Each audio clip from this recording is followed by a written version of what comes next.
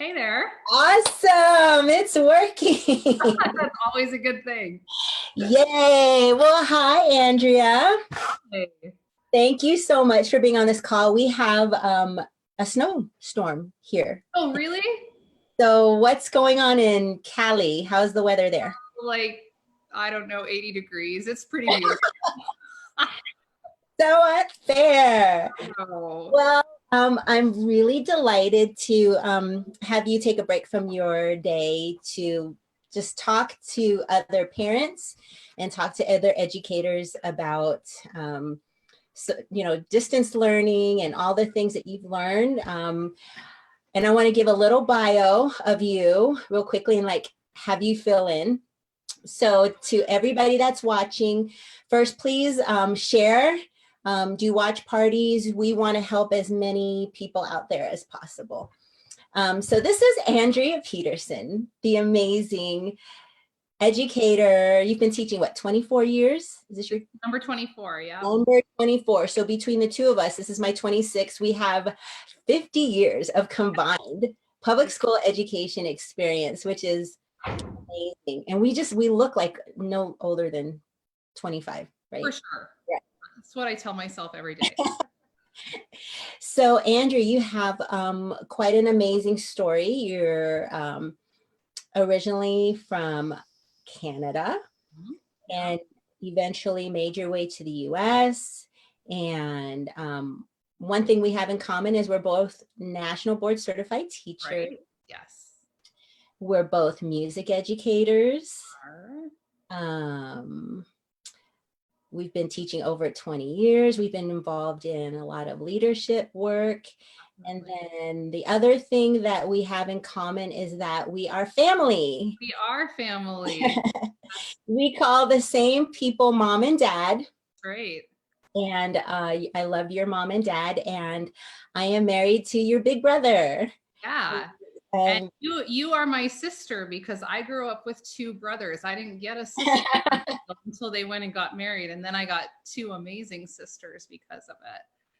And we're missing our other sister today. She is actually, I think, teaching online right now. So the three of the girls in the Ron family are all public school music educators. And we have amazing conversations about pedagogy. It's not necessarily just content of music that we've had conversations about, but from our own experiences living in 3 different states where the policies are different and they look, we've had a lot of differences in how decisions are made in education.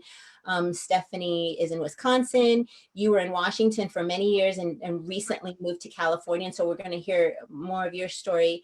And then just really pursuing excellence. So first, I want you to share a little bit more about like what inspired you to go into teaching. Oh gosh. Well, I mean, that really all goes, you've kind of talked about our family and the focus that my personal family has had on education and pursuing excellence. But in particular, my dad, also a veteran educator of over 40 years. He's retired now, but that is not stopping him from teaching. He used to teach every day in so many ways. And I think just seeing the impact that he had on his students, he was one of those teachers, we'd be sitting around the house at night and all of a sudden there'd be a knock on the door and some 40-year-old man is like, looked him up to tell him what a difference he'd made in his life. And I saw that growing up. And I don't know, when you get to see that kind of impact, you can't help but want to have hopefully a similar kind of impact. And I think ultimately that's what got me into the world of education, because I started out as a pre-med major. I thought that that's what I would do, is be a doctor. And doctors make huge impacts on our society, obviously right now. Wow. Right. But just after a couple of science math classes, I realized, hey, you know what?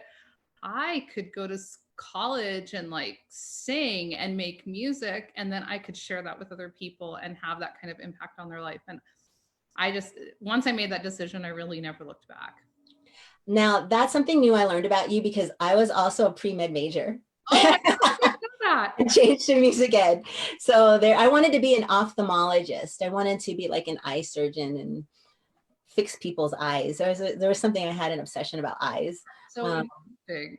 but yeah, Pops was a special education Right. teacher for many years. And that was the one I love when we have family time and I get to talk to Pops about special education needs and how he accommodated. I mean, it's like the wealth of knowledge that he has around Huge. accommodations for children with 504s and IEPs.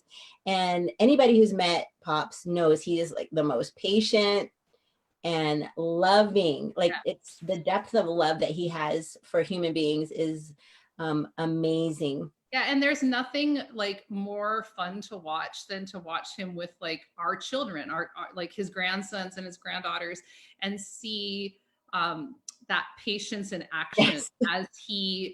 as he imparts life lessons to them. I think yeah, like so that's what I grew up with, right? Why wouldn't I want to do that? So how has it been? First of all, talk a little bit about the school you were teaching at in Washington State. Oh my Describe what that was like in Yeah, that school district. amazing. I had I started there 8 or 9 years ago. Um, very suburban, very upper middle class, and incredible support for the arts. Just basically anything that I wanted to do in my classroom, there were always people who were my cheerleaders trying to make it happen. I decided I wanted to have a piano lab, and a year later, the parent group had raised over $20,000 for this piano lab, and it was an amazing, supportive environment with amazing teachers who just every one of them passionate, every one of them excited to come to school today or every day, and then administrators that were incredibly supportive as well. It was in so many ways my dream job. So fast forward, we don't have enough time to talk about the journey. Fast forward to you are in California now. Same situation or different situation for you So now? in many ways similar. I do have an amazing administrators and I have fabulous colleagues that I work with. But boy, the demographics of the school totally different.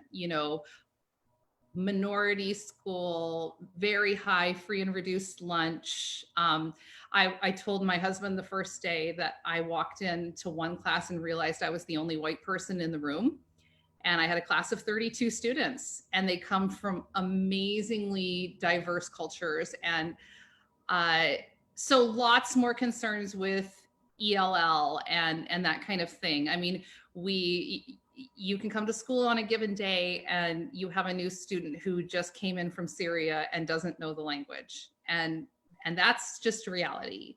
So those are big differences. But prior to working at my dream school, I guess you would call it, I worked at another school that had a lot of high needs. And boy, after 24 years, I just think it doesn't really matter where you are. What matters is that you love the kids, you expect really high things out of them.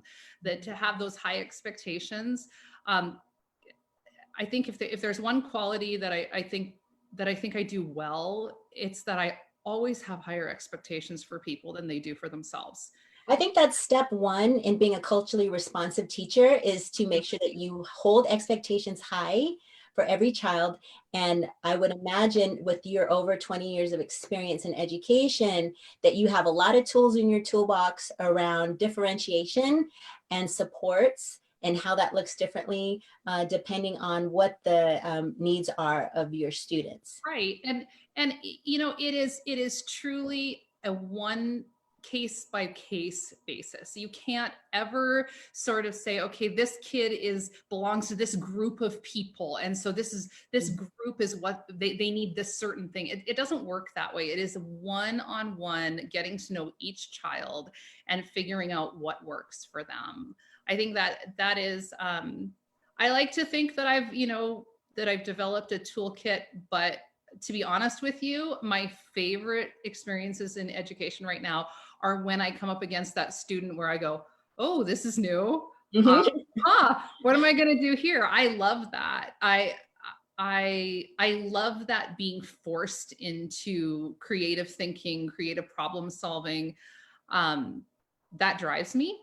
Mhm. So yeah, I like to think I have a toolkit, but boy, I'm trying to develop it more every day. I don't know if you experienced this, like when you went through your national boards process. So I think we went through it in the same year, 2002, Yep. when around there when it was brand new. There were no other national board certified teachers in music, and so we were of the first class. And I just remember not having anybody to call and ask like, what's the And we process. didn't know each other then, so we And we couldn't didn't talk know through each other then, correct. And so, but boy, do I love having you in my life now, because I love having the conversations. But one of the things that I learned going through that process, they would say, Priscilla, you're not going to be like a master teacher every day. Every lesson is not going to be a perfect lesson. right. And a master teacher is not a perfect teacher, but a master teacher is a reflective teacher. And if there was anything that I learned through that process was to A, reflect on every lesson, and B, make sure that it's about the kids. It's Yeah. not about me and the teaching, it is about the student and the learning. And so I think that process, I would encourage any teacher who has not gone through the national board process, who's thinking about it, you will learn and grow so much around your pedagogy and your strategy and your thinking, to just be creative and thinking. We're talking about the top of Bloom's taxonomy, like Right. how far up that intelligence chain Yeah. that you can go as an educator to say, you know what, here's a situation I've never encountered with a student. What can I do? Where can I pull from Right. resources to help bridge the gap of making sure that student understands that content for that lesson that day? Yeah, absolutely. I mean, my experience with National Board was very, very similar. And I had always been a bit of a reflective teacher anyways. I mean, as soon as the kids walk out of the room, I'm thinking what worked, what didn't work. But the thing that National Board did for me beyond asking myself what worked, what didn't work, it it really caused me to focus in on what were you trying to teach in the first place? Mhm.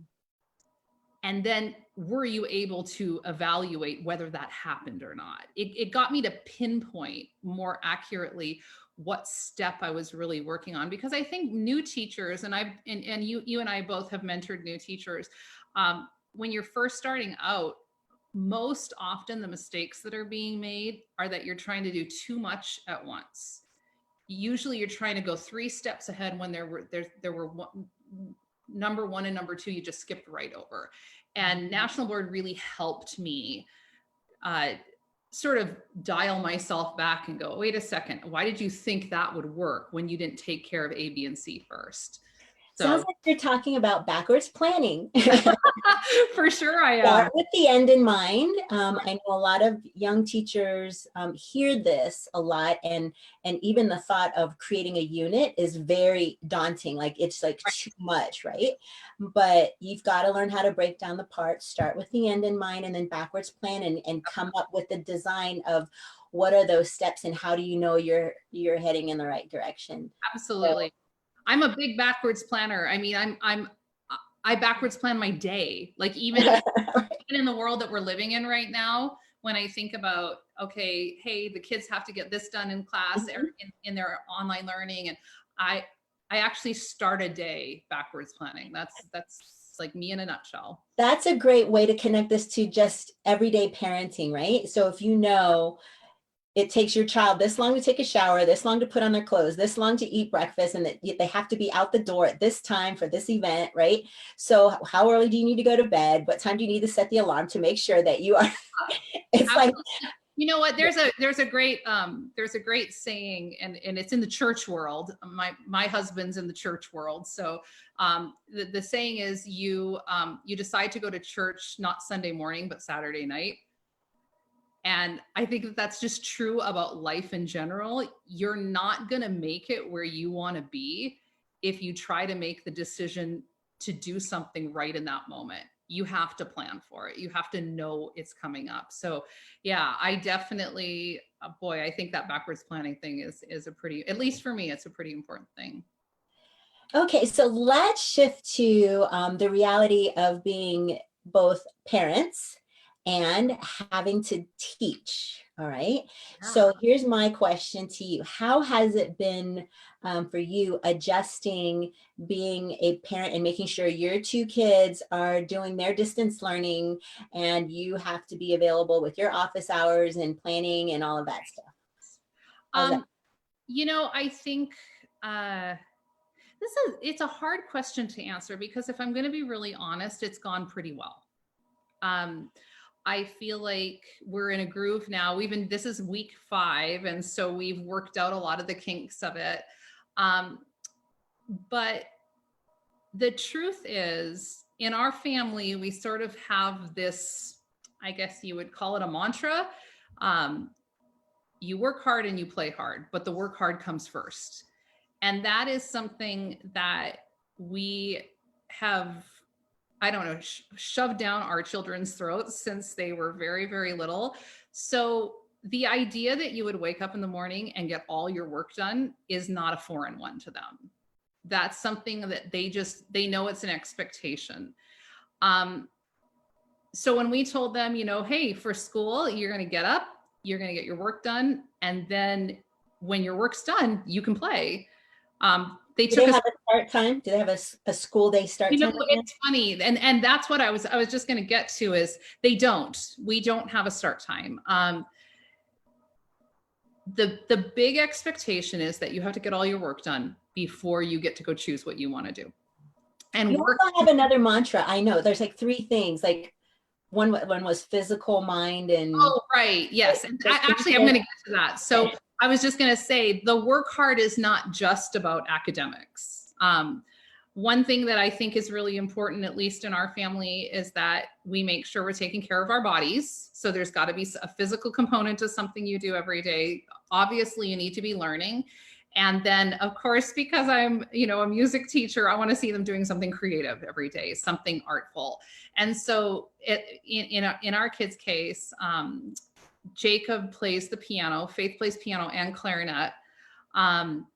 So the expectation is that they get their schoolwork done, they get their practicing done on their instruments, and also they have to work out in whatever capacity that looks like for them. And I wanted to talk about that a little bit because I have one kid who loves exercise. He loves to go. And so to tell him to go get some exercise is nothing. And then I have this other 13-year-old who maybe isn't so excited about exercising. It's not something she loves to do. And I was kind of reflecting on that this morning and thinking about, when we started distance learning, how we approached, okay, there are going to be things you want to do, and then there are going to be things you don't want to do. And I guess what I was thinking is it's really important to start small. And for our daughter, I told her 15 minutes on the elliptical. That's all I want is 15 minutes on the elliptical. And that was 5 weeks ago. And actually, I think right now she's upstairs and I think she's doing about 30 to 35 now. And I didn't tell her she had to increase it. That wasn't something I forced on her. I just said 15 minutes, get your body moving. And, she's doing it. But I guess what I was thinking about is when you're looking at this new reality of, oh my gosh, I'm balancing school and I'm balancing my kids and I'm balancing my work. I always think like, do what worked well for you in the first place. So if you can reflect on your life before all of this quarantining happened, figure out what was working well. And then if there wasn't something that was working well, or it didn't transfer very well into this new reality that we're in, then if you want to make a change, try to make it really small. I was talking to a friend who had said that she'd made this rule for her kids that they couldn't play video games until 3 o'clock. And I'm like, oh yeah, that's our rule too. And she's like, well, that wasn't our rule. And then I just said, well, now that we're doing school at home, you can't do video games until 3 o'clock. And I said, well, why? Like, why would you do that? And she's like, well, I mean, and she stopped and thought about it. And she said, there's no reason that my son can't get up at 7 o'clock in the morning and play video games as long as he's ready to start school when I expect him to. And I think, I don't know, sometimes I look at Facebook and I see all the Pinterest schedules and I see everything that people are saying, this is the way to do it. And I think, you got to do what does work for your family. And kids are no different than any other human being on the planet. They can't change every habit they have on a dime. It's got to be in small steps. So what has been the biggest change for you guys? Is that you pinging or is that me pinging? I think that's me. The biggest change for us, well, I mean, just having everybody home. I mean, I'm in the living room and I'm talking with you, and my husband is over on the dining room table where he's got like, I don't know, 4 or 5 screens set up, and he's doing his thing, and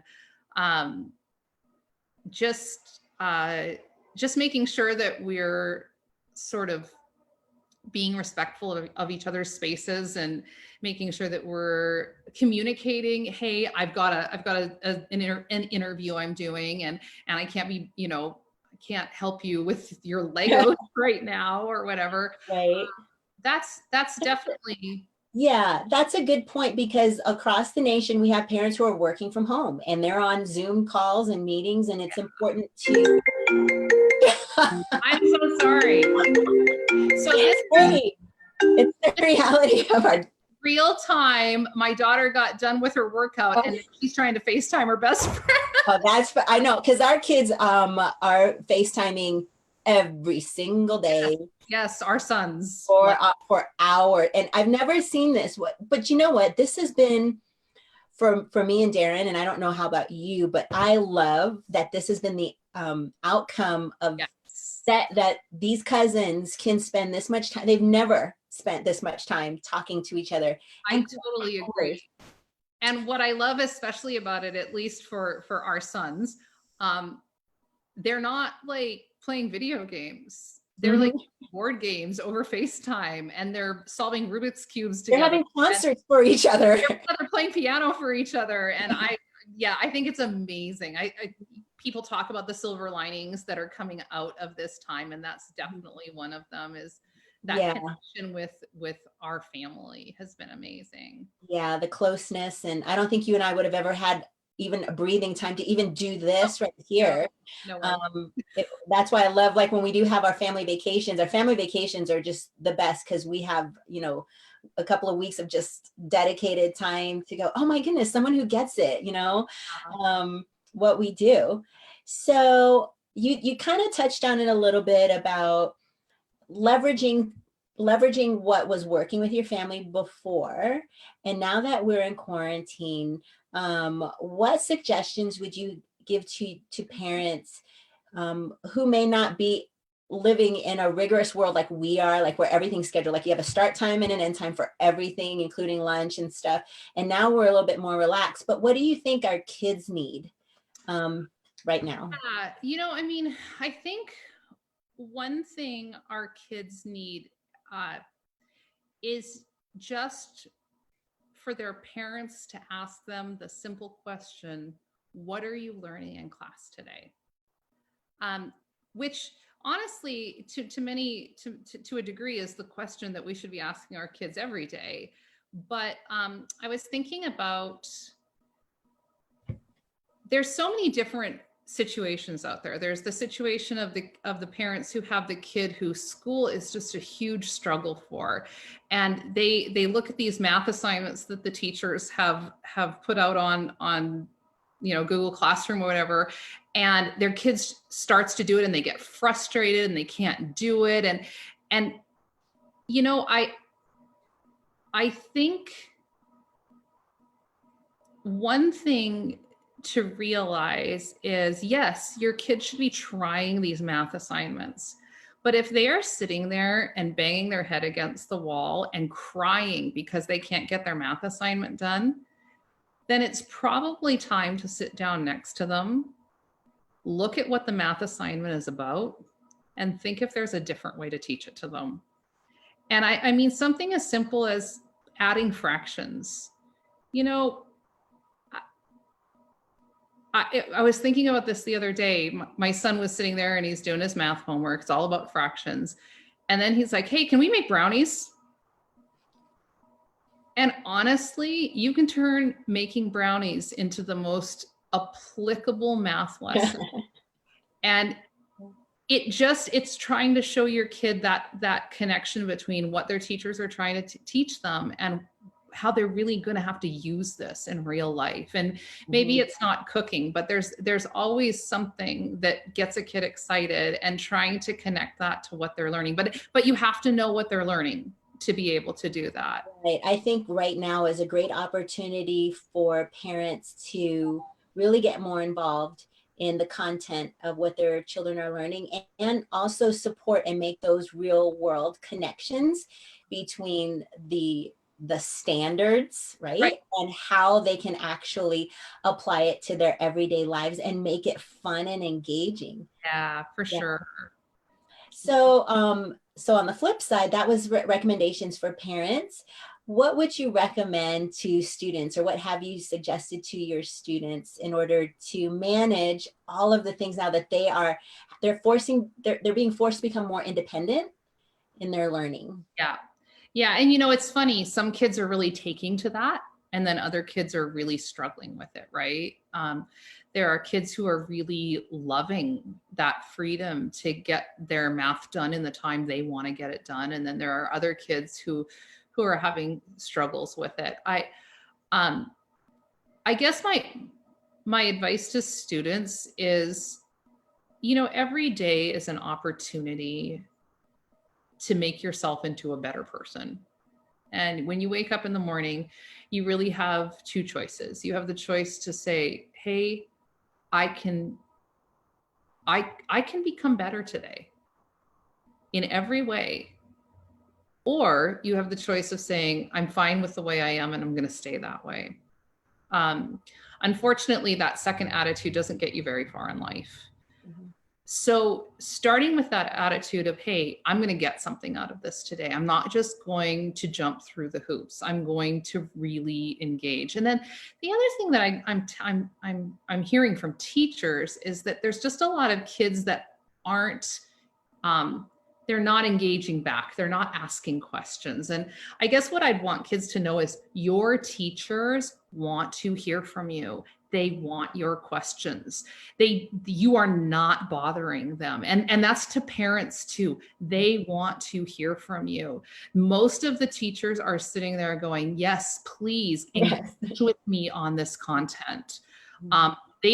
Teachers don't like being like the giver of information and then not knowing whether there's misconceptions happening. They want to hear back from you. So send a message to your teacher if you're not clear about something, and don't feel like, oh, I must be the only one. Trust me, you're not. So what I hear you saying is we're going to give back some of this power to parents. Yeah. Because parents are the first educators of their children's life. Absolutely. And they are the most important teacher in a child's life. And, as educators, it's not our job to teach or to tell kids what to think. It's our job to teach them how to think, how to process, how to problem solve, how to advocate, and then shape the future. That's our goal, is that they learn how to build those relationships and persist through. I think that's one of the challenges in the communities that you and I both teach in. We both teach in Title I schools where there's poverty, where there's linguistic barriers, and we're trying to elevate and escalate the pace at which they can catch up and then eventually create a great life for themselves. And so one of the things that both of our parents, I think, have taught us is how to persist through, because that is the key to struggling. And a little bit of struggle for, I want to say this to parents too. It's okay if your kids are struggling. It is. We don't have to rescue them for every little thing and every assignment and just give them the answers. Like I rarely ever just Right. give an answer. I ask questions to help kids process through and think how they can come up with an answer and then justify their reasoning for that. And then that increases their thinking. And I think to add to that, I totally agree with everything you just said. I think to add to that, it is also important to, as a parent, you're sitting next to your child is struggling, they're not getting it. It is absolutely important to say to your child, hey, this is hard and you might not get it today. Like it doesn't have to be, we're such a results oriented society. Yeah. Really deep learning is something that happens over long periods of time. And boy, our kids are living in this culture where they get satisfied very quickly when Mhm. they try things very quickly. Like, oh, you got from level 1 to level 2 in your video game. Mhm. It's okay to not be able to accomplish it today. There's always tomorrow and the next day. And I think that's a really important message to be giving to kids. So for those of you who are just tuning in, you're here with Priscilla Ron and Andrea Peterson, 2007 National Teacher of the Year. You guys, it's a big deal. The Washington State Teacher of the Year, and then went on to become our National Teacher of the Year. And that, you are so humble, Andrea, because I remember when we first started talking about this, you're like, you know what, Priscilla, I meet so many amazing teachers, right? Oh, yeah. So many amazing teachers. It just so happened that I was representing something at the time, but you said I just represent what so many other amazing teachers are doing. I About that. I 100% still absolutely believe that it's funny, as we were just sitting here talking and thinking about advice that we could give, I was thinking, oh, I've got to share this piece of advice that came not from me, but from one of the other teachers in my staff meeting yesterday. We were having like the Zoom staff meeting, and she was talking about having like no engage or not enough engagement from the kids on the Zoom meetings and stuff. And she did such a brilliant thing. She decided to have a Zoom meeting with the parents, no kids. And 7:00 at night, she set it up. Parents came and she said, you know what? It's been like magic ever since that meeting. That's a great idea. Got all the kids in bed. It's an amazing idea, but it's not my idea. It's an idea that I heard. And that's really, I think, when I've been asked to represent teachers, that's really what I'm doing. I'm just kind of telling people about best practices and the things that I see other people doing. There's amazing work going around on all around our country. So I'm just curious, like, what was it like going to the White House? I know you had just had Faith. I mean, like, you're a brand new mommy. You got to meet, the President of the United States. And at the time that was George Bush. Yeah. But can you just describe the feeling of like being there, and where were you when you accepted your award from the president? What was that like? It's hard to explain. For people who have gotten married, who've had babies, you know that there's these things in your life that you'll just never forget, these moments. And truthfully, the day I married my husband was a day like that. Both days that the doctor handed me my child, that the were days like that. They feel surreal. And I remember walking into the White House and going, this feels that way. Like it feels that surreal. Is this really happening? It was an amazing day. I mean, it was so much better because I wasn't there by myself. I was there with my family. My mom and dad got to come.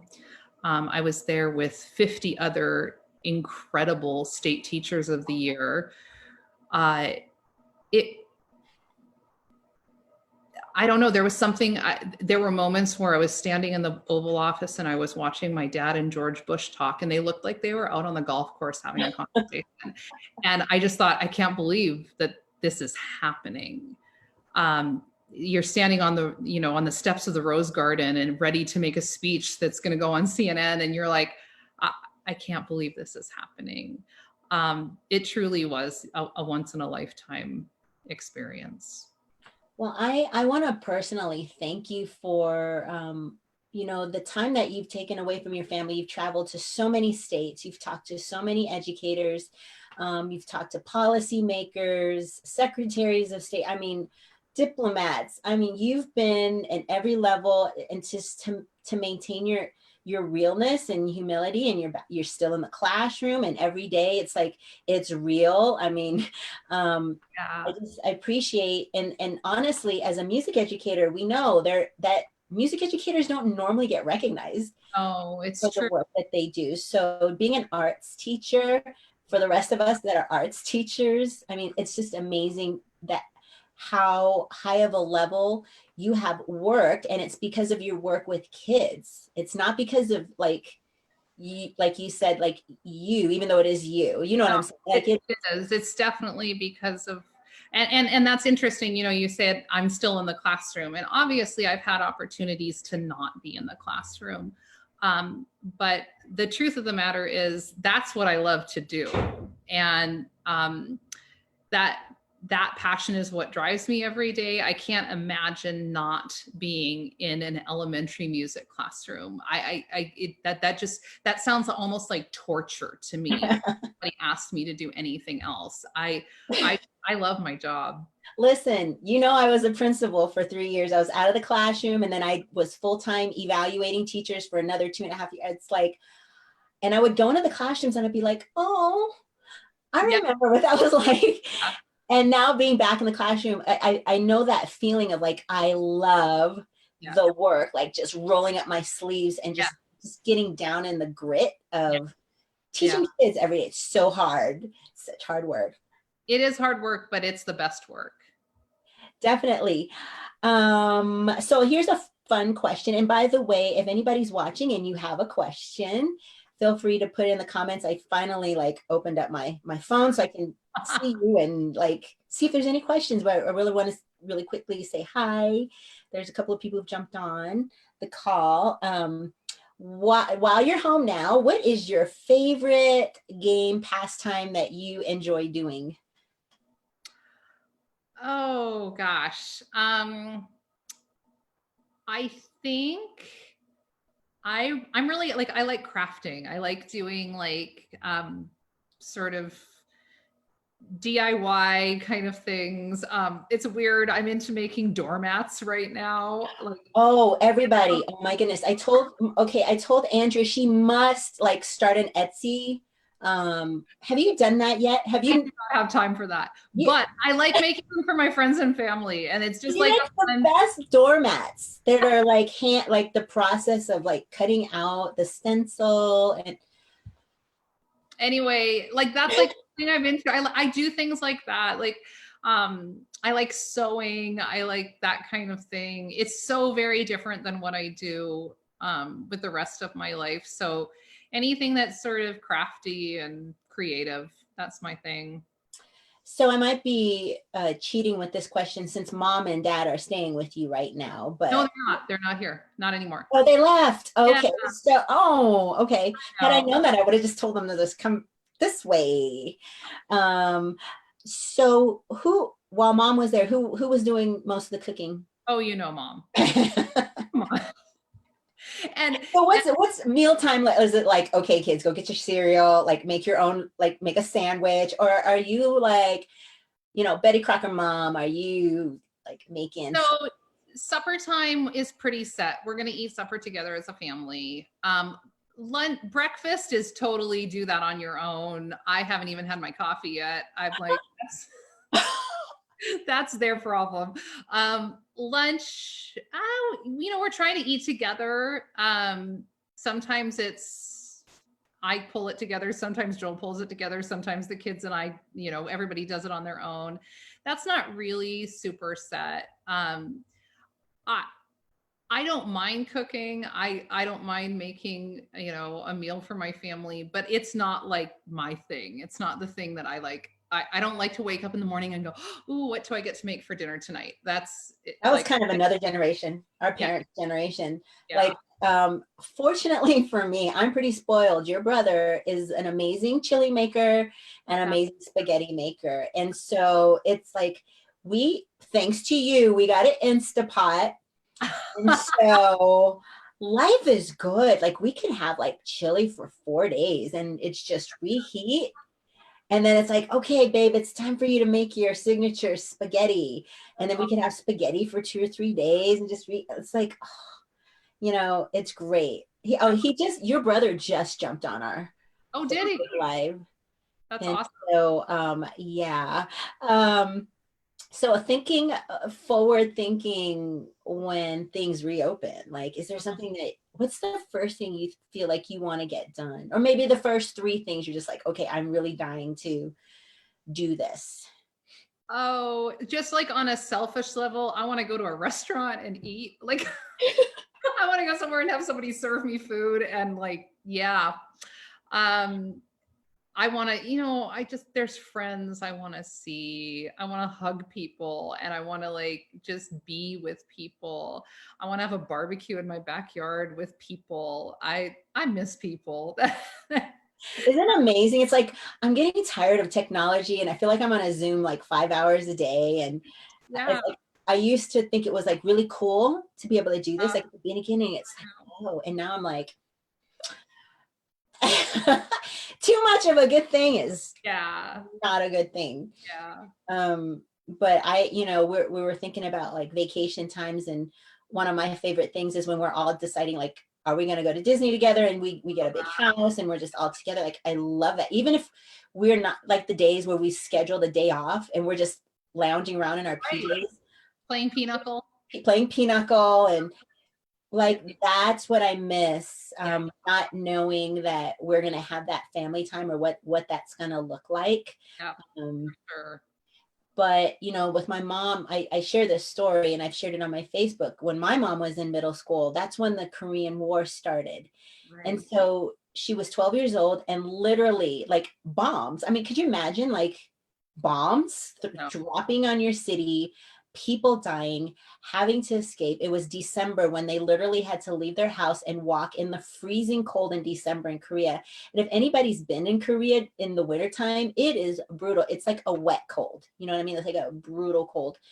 Walking over dead bodies and being hungry. My mom would say people were starving. They would eat dogs. And that's where, when people joke about Asian people eating dogs, she said it Right. wasn't a joke because Right. you could only eat what you could. And so I don't know if how it is every day in your house, but in my house, if Kevin ever complains about, I'm like, oh no, we're not complaining about sitting here No way. eating a food. You've got Netflix, you've got games, you're healthy, we're not starving, we've got running water and electricity. There's so much for us to be grateful for. Ton to be grateful for. We are just being asked to stay at home. That is just not the biggest sacrifice when you think about the sacrifices that people have made in our country and around the world to make better lives for them and their families. This is not a big sacrifice. Human beings are resilient. And this is where I want to throw in my faith, because I lead with that. And I know you do too, that, there's so many things that we can do to keep ourselves like mentally healthy and emotionally healthy. Make sure you're exercising, that Yes. you're eating healthy, that you're getting sunshine. Like vitamin D is so important, but your faith. And that's what I love about our family, is that our parents, our siblings, we're all like-minded in our faith, and we pray for each other and we pray for our friends. We have a lot of friends who are sick, who've experienced death in their family because of COVID.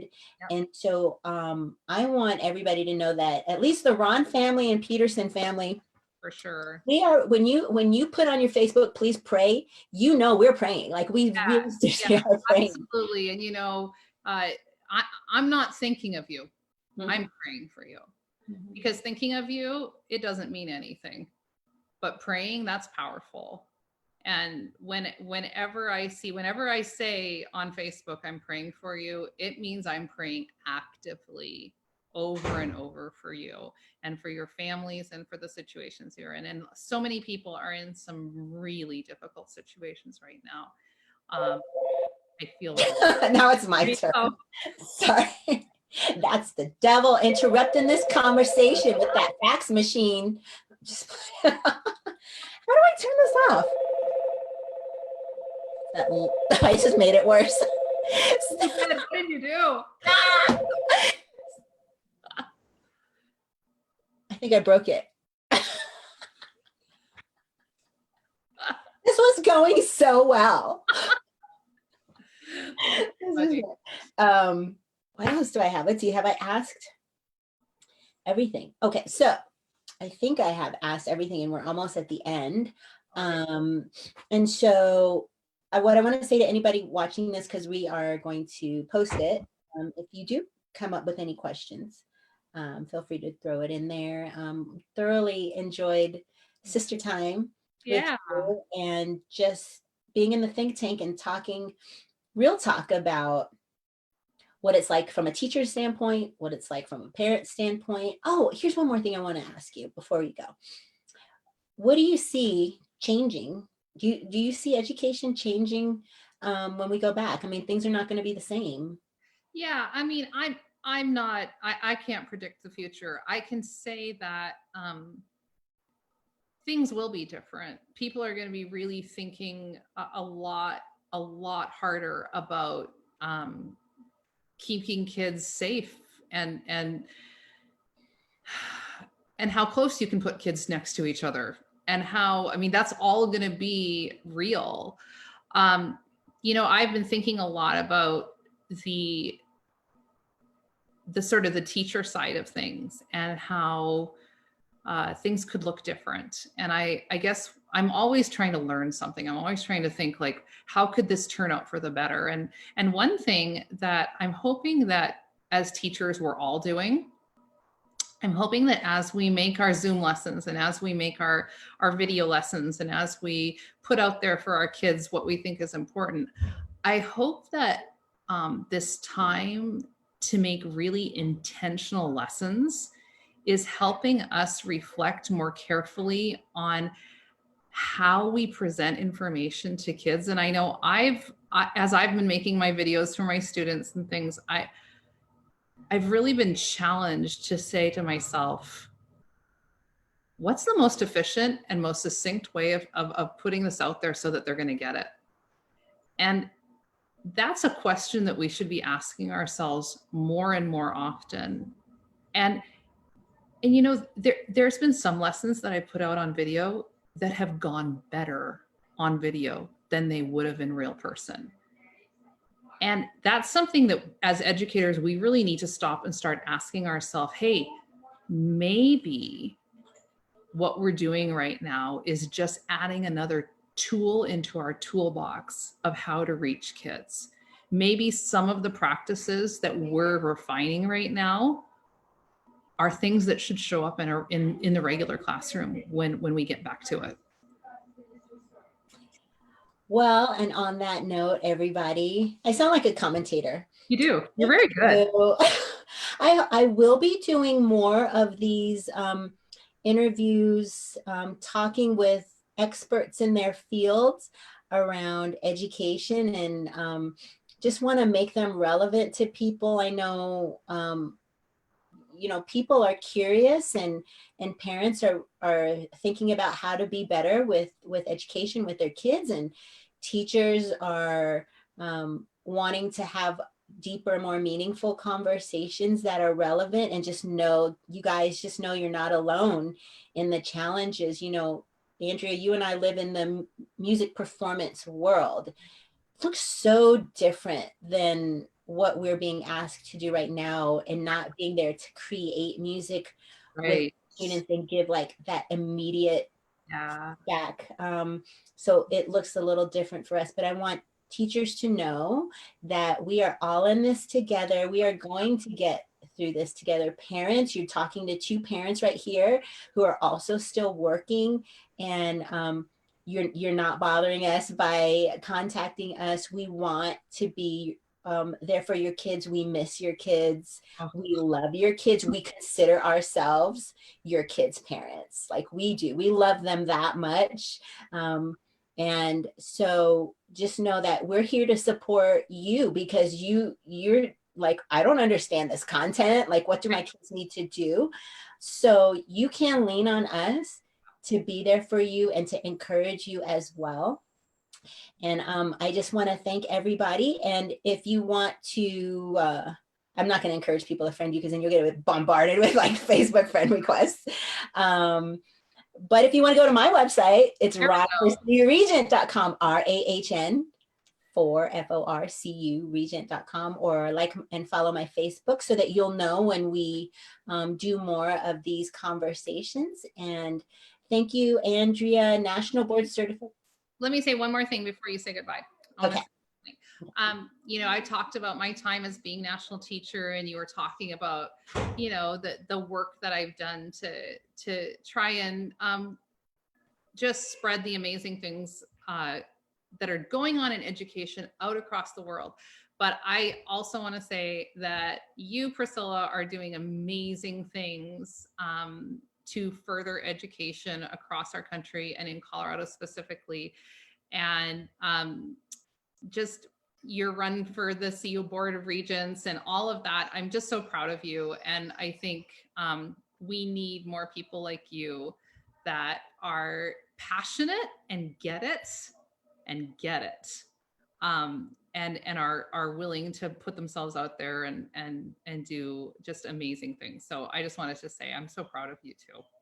Oh, thanks, sis. So, iron sharpens iron. That's Um, the truth. Thank you for your time and your dedication. I know we both have to get back to our kids and get back to teaching, but I love you very much. And thank you for all you do. Send my best to the family and stay healthy. You too. Okay, Bye. bye.